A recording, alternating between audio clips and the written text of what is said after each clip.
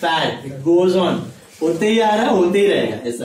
तो अगर तुम मैथ कर ले तो थोड़ा सा सोच समझ, okay, never fall for fats. तो ऐसे क्रिप्टो में वो सोलाना निकला था, वो डोज कॉइन निकला था, एथेरियम निकला था, पोल्का डॉट, क्या नहीं क्या, एक बिटकॉइन के पीछे 400-500 क्रिप्टो करेंसी और निकल गए, और सबका ग्राफ ऐसा ही है। सब आप कोविड में देखा होगा, जिसको बोलो क्रिप्टो क्रिप्टो खरीदो, क्रिप्टो, अरे क्रिप्टो नहीं खरीदा, अरे क्रिप्टो में इन्वेस्ट करने का, जो यूट्यूब पे देखो क्रिप्टो क्रिप्टो क्रिप्टो। यार क्रिप्टो का प्राइस 2009 में कितना था पता है? 2009 ₹1 के 3 मिलते थे बिटकॉइन, ₹1 के 3, और बढ़ के कितना हुआ? $60,000, मतलब 45 लाख रुपीस का एक, 30 पैसे से 45 लाख रुपीस का एक, और अभी चल रहा है कुछ $15,000-20,000, गिर के और भी कम हो गया था, $6,000-8,000 तक पहुंच गया था। तो अभी वो ऐसा ही था, इट वेंट एंड फिर पता चला वैल्यू नहीं है तो इट इज गोइंग। उसके बाद NFT आया था, बोले fungible tokens, non fungible tokens, cartoon के पैसे, कुछ भी बना रहा है पब्लिक और बेच रहा है इंटरनेट पे, और पब्लिक ले रहा है, क्योंकि fat, I invest in NFT, talk after 2 years। अभी देखो वही ₹1, ₹10, ₹25, जो एक NFT 50-50 हजार में बिक रहा था, that is a fall in value. So you understand, it is not investment, currency not an investment. कुछ भी फालतू चीज मैं तुमको तो ये इन्वेस्टमेंट, ये एक बॉटल खरीद बहुत मस्त है, इसका 50,000 रुपये बनेगा, this is an NFT, I give you 50,000 rupees, इसका तू बेचेगा ना आगे ₹1,00,000 मिलेगा, is this worth it? No, is not giving you any return, is not giving you any return. So return आता है वो इन्वेस्टमेंट। तुम अचीजा होटल में जाके इन्वेस्ट कर दिया तो यू आर श्योर अबाउट अचीजा का प्रॉफिट्स। तुमको पता है कि कल कुछ भी नहीं होगा, तुमको प्रॉफिट मिलने वाला है। कल उठ के कोई पागल आया, बोला मैं अचीजा का 1 करोड़ देगा, 2 दिन बाद मैं अचीजा का 5 करोड़ देगा, ओके, 2 दिन बाद अचीजा का 50 लाख देगा, ओके, वो कुछ भी बोले तुमको फर्क पड़ता है। तुम्हारा बिजनेस में से तुमको प्रॉफिट आ ही रहा है, रिटर्न आ ही रहा है, उसके ऊपर तुम्हारा वैल्यू बेस्ड है, समझ आया? कोई इसके ऊपर बेस्ड नहीं है कि कोई दूसरा आगे उसका ज्यादा वैल्यू दे रहा है, या अगर तुम्हारा बिजनेस अच्छा है तो ऑटोमेटिकली वैल्यू बढ़ेगा ही। आज नहीं तो कल पब्लिक को पता चलने ही वाला है और बिजनेस का वैल्यू बढ़ने ही वाला है। Are you understanding? तो ये सब इन्वेस्टमेंट का मतलब क्या है? ये सब चीजों में इनहेरेंट वैल्यू है, इनहेरेंट। गोल्ड में नहीं है, लेकिन गोल्ड इतना डेवलप्ड है ना हजारों सालों से कि आंख में देख के सबको चमक आती है। Everyone wants gold. अभी तुम 5,000 लोग में से देखेगा, 1-2 जन रहेगा जिसको गोल्ड, मेरे को गोल्ड पसंद नहीं है, मेरे को गोल्ड, लेकिन गोल्ड का इनहेरेंट साइकोलॉजिकल वैल्यू है, किसी को भी वो पसंद आता ही है। That's why it has got so much of it. बाकी तो सब इनहेरेंट वैल्यू है, सबके अंदर पैसा मिलता है। ऐसा डिपेंडेंट नहीं है कि कोई और ज्यादा पैसा देगा तो बढ़ेगा या और देगा तो घटेगा। It's like that, okay? So that's investment, remember. And mutual fund में भी है ना 2 प्रकार के फंड होते हैं, सुना है? एक होता है एक्टिव म्यूचुअल फंड, एक होता है पैसिव म्यूचुअल फंड। एक्टिव का मतलब क्या है? जो मैंने आपको बताया, आप सब पैसे देते हो एक्सपर्ट को, एक्सपर्ट स्टॉक्स चूज करता है और उसमें इन्वेस्ट करता है। पैसिव में क्या होता है? पैसिव में it is like index fund, it tracks an index, जैसे निफ्टी इंडेक्स फंड हो गया। निफ्टी सुना है? What is Nifty? Collection of top 50 companies of India, national stock exchange, that is India. India का top 50 company fall under Nifty. तो इसको बोलते हैं पैसिव इंडेक्स फंड, मतलब वो भी म्यूचुअल फंड है, लेकिन उसमें आप इन्वेस्ट करोगे ना तो वो बंदा क्या करेगा? जो टॉप 50 कंपनीज रहेगा उसमें डाल, सोचेगा नहीं, रिसर्च नहीं करेगा, कुछ दिमाग नहीं लगाएगा। टॉप 50 कंपनीज कौन से हैं उसमें डाल दो, लेकिन टॉप 50 हमेशा टॉप 50 में नहीं रहता, कुछ निकल जाते हैं, कुछ आ जाते हैं, तो वही करता है, जो निकल गए उसको बेच दो, जो आ गए उसका खरीद। तो आपका पैसा हमेशा किधर रहता है? Top floor.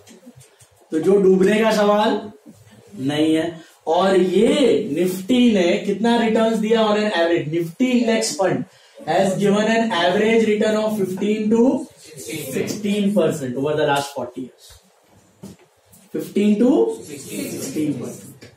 इनफैक्ट एक कंपटीशन हुआ था, स्टडी हुआ था एक्टिव और पैसिव का, कि एक्टिव वाले में तो आप स्टॉक रिसर्च करते हो, उसमें मैंने बताया 20-22% भी जा सकता है यहाँ पे स्टॉक्स में, 18 to 20, और यहाँ पे कितना है 15 to 16। तो सर्च करते हैं कितने ऐसे एक्टिव फंड है जो 15-16 से ज्यादा रिटर्न्स दिया है over the span of 20 years। ऐसा कंपटीशन रिसर्च किया गया, तो 100 फंड्स लिए गए। कितने? 100 म्यूचुअल फंड्स का रिसर्च किया गया टॉप, और उसमें क्या पता चला पता है? 84 mutual funds were below Nifty, only 16 funds were more than Nifty का रिटर्न्स। मतलब 16 म्यूचुअल फंड ऐसे थे जिन्होंने 15-16% से ज्यादा रिटर्न दिया, और बाकी 84 ने कम। अब अगर मैं आपको बोलूं कि चलो म्यूचुअल फंड में डालना है, आप तो बोलोगे चलो एक्टिव में डालते हैं, बट मैं बोलूं कौन सा एक्टिव? क्या आपको पता है कौन सा वाला एक्टिव फंड बीट कर पाएगा 20 साल बाद? Do you know this? कौन सा 84 बीट नहीं कर पाएगा? Do you know that?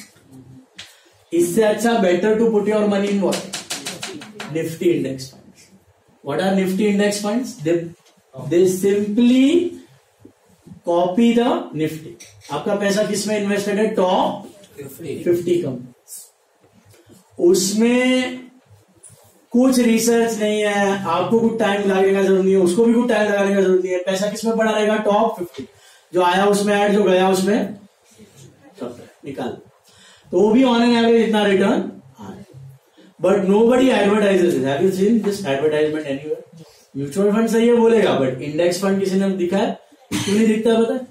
क्योंकि इसमें जो फंड मैनेजर होता है ना, उसको दिमाग लगाना ही नहीं है, तो उसका फीस बहुत कम है, उसको रिटर्न्स मिलता नहीं है, तो वो काय को पब्लिसाइज करेगा? एक्टिव म्यूचुअल फंड में fees is very high, that's why they publish. और जितने भी है ये LIC में भर के कमीशंस मिलते हैं। बाकी सब जो भी एडवर्टाइज होते हैं ना, जिसमें रिटर्न्स नहीं है, उसमें भर के कमीशंस इन्वॉल्व होते। That's why they advertise the product so much. वो आपका पैसा बढ़े ना बढ़े उससे उसको कोई फर्क नहीं पड़ता, उसको अपना जेब भरना होता है। That is the thing. तो the best of the best of mutual fund is considered as Nifty index funds, top 50 companies. There are many mutual funds, large cap mutual funds, small cap mutual fund, mid cap mutual funds, multi cap mutual funds, hybrid mutual funds, debt mutual funds, बहुत सारे होते हैं, but उसमें सबसे best Nifty 50 index funds। तो clear? क्यों best है समझ में आ रहा है? क्योंकि एक्टिव में कौन से चले कौन से ना चले वो आपको मालूम नहीं है, बट यहाँ पे ये तो चलने वाला ही है। टॉप 50 में या टॉक अबाउट दिस आगे डिटेल्स में, बहुत बड़ा टॉपिक है। तो मोटा मोटी समझ आया इन्वेस्टमेंट्स का लॉजिक? आड़े धड़ फ्रेंड्स के टिप पे इन्वेस्ट करने का नहीं, ओके? सूट बूट लगाने का, दिमाग लगाने का, और कभी भी दूसरों का पैसा लेने का नहीं। मम्मी पापा ना पैसा नहीं नाखो, खुद का पैसे से इन्वेस्ट कर देगा। और SIP करने का। What is SIP? Systematic investment plan. Systematic investment plan का मतलब थोड़ा पैसा एक साथ नहीं, 2000, 5000, 500, 1000 हर महीने, हर 10 दिन, हर 15 दिन, जितना पैसा आपके पास अवेलेबल है जो आपको अभी नहीं चाहिए, 10-15 साल तक आप रख सकते हो, वो पैसा आप किधर डाल सकते हो? Nifty index fund, SIP plan बनाओ, थोड़ा इन्वेस्ट करो, automatically get a return of 15। और ये 15-16% सुनने में छोटा लग रहा है, आपको पता है हर महीने if you put a meagre sum of 3000 rupees every month starting now, you put 3000 rupees in Nifty index fund for the next 40 years, for the next, what's your age now? 16. For the next 40 years, every month 3000, साल का 36 into 40 12 lakh correct, 12-14 lakh उतना पैसा जाएगा आपका 40 years में। हर महीने 3,000 Nifty index fund डाल के रख दो 40 साल तक। 40 साल के एंड में क्या वैल्यू होगी उसकी पता है? 8 करोड़, 7 to 8 करोड़, 7 to 8 करोड़। लेकिन तभी इन्फ्लेशन भी इतना ज्यादा हो चुका होगा, तो भी वो इन्फ्लेशन काट कूट के भी अराउंड 1.5 से 2 करोड़, मतलब आज का 1.5 से 2 करोड़, तभी आज का 1.5 से 2 करोड़। अच्छा है ना, आज 1.5 से 2 करोड़ हाथ में इतना हो जाता है। बिकॉज ह्यूमन ब्रेन ना, इट कैनॉट थिंक कंपाउंडिंग वे में। ह्यूमन ब्रेन का हैबिट होता है टू थिंक लीनियर। मतलब मैं आपको बोलूंगा कि ग्रोथ होगा तो आप ऐसे सोचते हो, दिस इज ग्रोथ, ऐसे बढ़ेगा। कंपाउंडिंग में ग्रोथ ऐसे नहीं होता। जो बिजनेसेस का ग्रोथ होता है और जो पैसों का ग्रोथ होता है ना, वो कैसे होता है? ऐसे होता है। कंपाउंडिंग का ग्राफ इज लाइक दिस। मतलब कुछ सालों तक, 10 साल 15 साल तक आपको कुछ नहीं दिखेगा, 20 साल 25 साल तक ऐसा रहेगा, और 30 से 40 साल में सुप करके रिटर्न आता है। दिस इज योर कंपाउंडिंग का graph, this is linear graph. So the thing is to invest consistently over long periods of time, consistently long. और इसको कभी investments are not a way of your main line of making money. Main धंधा नहीं है तुम्हारा, main धंधा तुम्हारा job है। जेठालाल का मेन धंधा क्या है? Buying and sale. उसके ऊपर से जो कमाई हुआ है उसको साइड में इन्वेस्ट करो, सो दैट इन्फ्लेशन बीट हो जाए और पैसा ग्रो, पैसा डूबे ना। ये आपका धंधा नहीं है। Never make this as your main occupation, तो कभी लाइफ में मुंडी निकलेगा ही नहीं स्क्रीन के बाद। तो this is not your main occupation. ये क्या है? जो मेन धंधे से कमाया उसको, so that the money grows. Is it clear? चलिए, moving ahead with the terms, page number 6, 18th वाला देखा हमने, okay? Investments are real and assets. Why real and assets? Value है, okay? 18th वाला, 18th वाला किया है, हाँ, 19th वाला. Shares. What are shares? Types of investment? Real and assets. All investments are real and assets. Government bonds, real and assets. Bonds समझ में आया? गवर्नमेंट का लोन. सिक्योरिटीज का मतलब होता है shares plus debenture. Share plus debenture को साथ में सिक्योरिटी बोलते हैं. Real and asset. Same. Then fixed deposits, real and asset. Government bonds, real and asset. Then debentures, real and asset.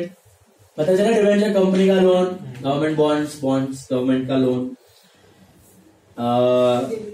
खाली डिबेंचर पे 11-12% है, 10-11%, बाकी बॉन्ड्स पे 7-8%. Dividends is income from investment, that is nominal and income.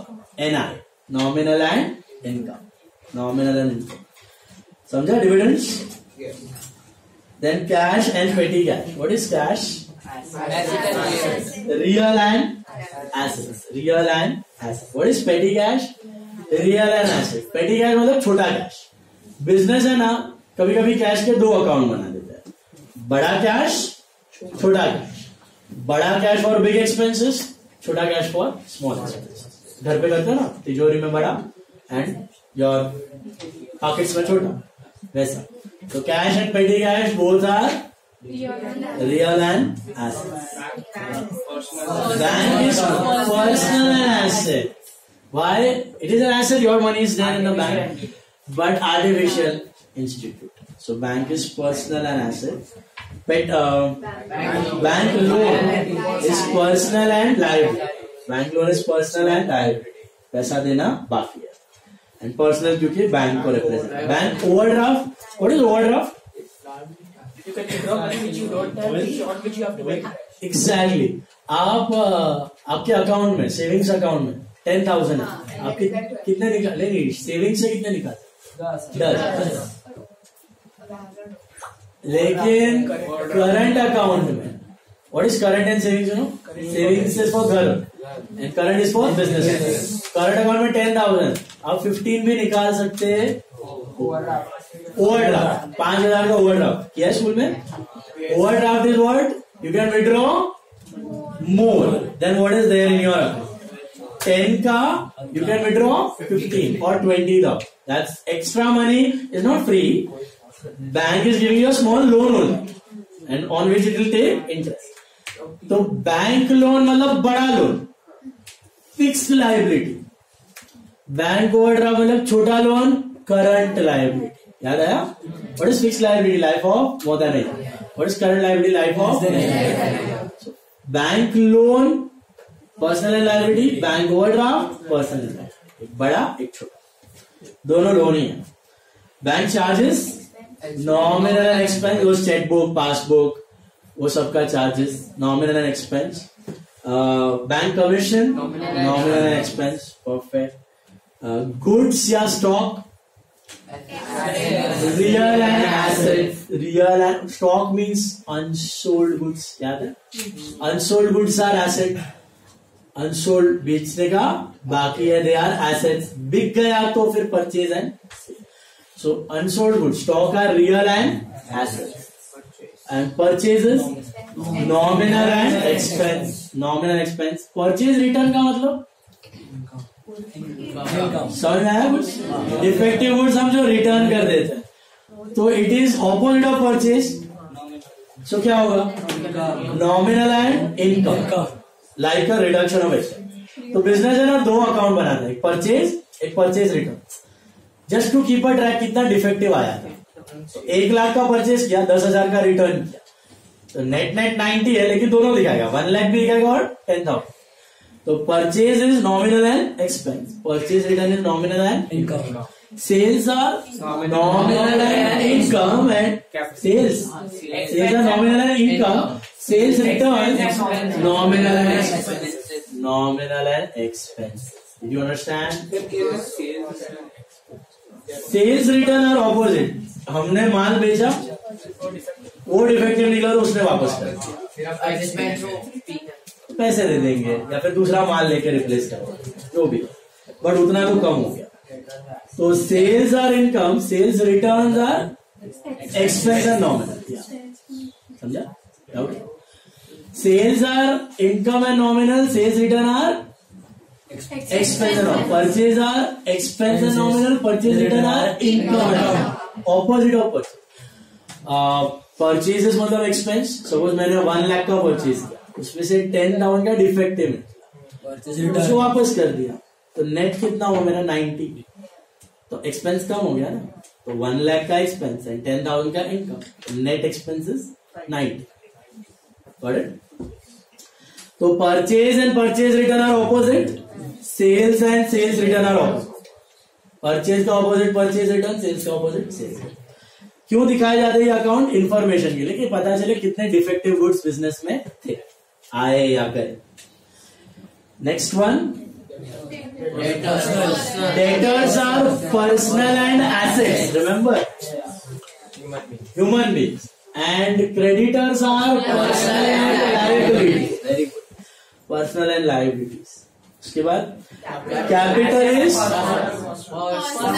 personal, human owner and capital, not liability. Capital 6 थे modern में.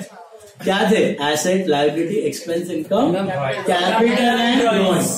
Capital और drawings अलग से रखा हुआ है ना, तो don't write liability for capital, right? Capital is capital and traditional में पर्सनल क्यों? ओनर को रिप्रेजेंट करता है, owner is a human being. Same way drawings are personal and drawings. Owner मतलब personal, human, and drawings and capital are capital and drawings as it is. What next? Indian Railways. Personal institution. Personal and asset भी हो सकता है, liability भी हो सकता है, depending on the situation. I'll give an example. आपने Indian railways को फर्नीचर बेचा तो आपको पैसा लेना बाकी है, तो इंडियन रेलवेज क्या हुआ आपका? डेटर, तो एसेट। बट आपने इंडियन रेलवे से टिकट्स खरीदा है, आपको पैसा देना बाकी है, क्रेडिटर, लायबिलिटी। समझा? तो ये नाम या जो ये इंस्टीट्यूशंस है ना, ट्रेडिशनल में तो पर्सनल ही है, ट्रेडिशनल में they are personal because institutions and human beings, but in modern they can be either an asset or a liability depending on the situation. So what you do is you write PAL, P/A/L, PAL, P/A/L. What? Sir, liabilities के लिए expense आना चाहिए. How come expense? Sir, you said that tickets लिया तो liability रहेगा, पर tickets के लिए on the spot payment करना. नहीं, टिकट्स का एग्जाम्पल है, सपोज खाना लिया है, तुम ये हो केटरिंग वाले हो और तुमने खाना लिया है रेलवे से, खाने का पैसा देना बाकी है, तो क्रेडिटर हुआ ना रेलवे तुम्हारा। वैसे या तुम एजेंट हो, टिकट बल्क में लिया और पैसा देना बाकी, वैसे देना बाकी है तो लाए, दे दिया तो कुछ नहीं। I take one more example. Indian railway के बाद क्या देखो, सब सिमिलर ही हो। Global tutorial, global tutorial is an institution personal, but अगर तुमने ग्लोबल ट्यूटोरियल को कुछ बेचा है और पैसा लेना बाकी है, तो एसेट, डेटर, और कुछ खरीदा है ग्लोबल ट्यूटोरियल से, पैसा देना बाकी है, फीस देनी बाकी है, लायबिलिटी, क्रेडिटर, तो पैल, P/A/L, पैल का मतलब पर्सनल एसेट और liability. Depending on the situation there will be a debtor और क्रेडिटर, वो आपको पता नहीं। So for that matter, all the institutes, all the human beings will become PAL. How you got it? So next one देखो, global tutorial के बाद air India PAL, RBI PAL, Indian bank PAL, Infosys technology PAL, Pooja PAL, Reebok PAL, SIS PAL, Indian Gymkhana PAL, sorry, NM college PAL, सब PAL PAL PAL PAL PAL PAL till Mehta medical store. ये PAL का मतलब समझा आपको? What is pale?